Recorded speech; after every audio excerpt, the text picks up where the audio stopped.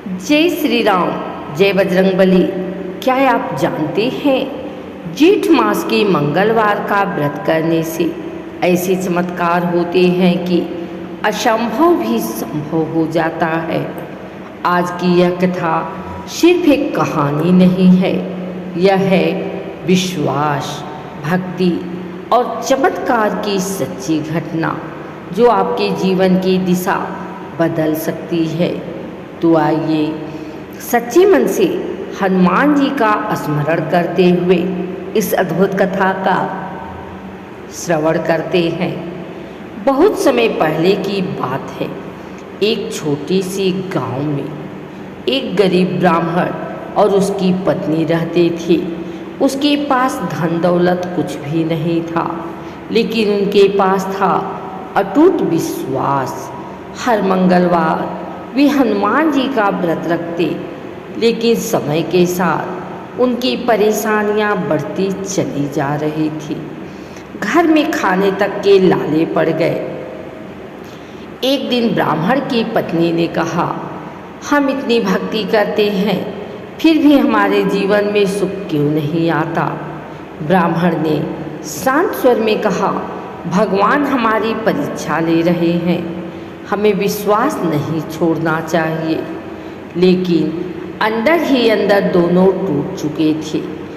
जेठ मास का एक तपता हुआ मंगलवार, तीव्र धूप, गर्म हवाएं और भूखे पेट, फिर भी ब्राह्मण व्रत कर रहा था। तभी एक वृद्ध साधु उनके घर आए। उन्होंने कहा, बेटा बहुत भूखा हूँ, कुछ खाने को मिलेगा। घर में कुछ भी नहीं था। पत्नी की आंखों में आंसू आ गए।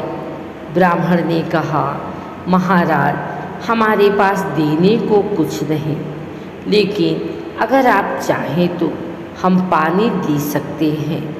साधु मुस्कुराए, तुम्हारी सच्चाई है तुम्हारी सबसे बड़ी संपत्ति है।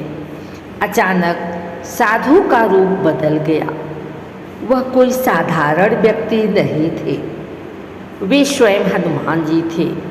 पूरा घर प्रकाश से भर गया। हनुमान जी बोले, मैं तुम्हारी भक्ति से प्रसन्न हूँ। तुमने कठिन समय में भी धर्म नहीं छोड़ा, इसीलिए आज से तुम्हारे सभी संकट दूर होंगे।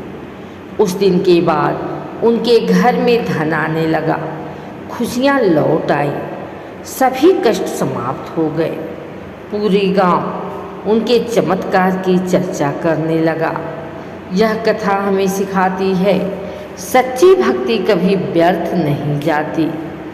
कठिन समय में विश्वास बनाए रखना चाहिए।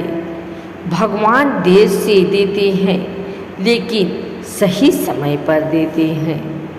हनुमान जी प्रसन्न होते हैं, संकट दूर होते हैं, रोग और दुख समाप्त होते हैं, जीवन में सफलता मिलती है।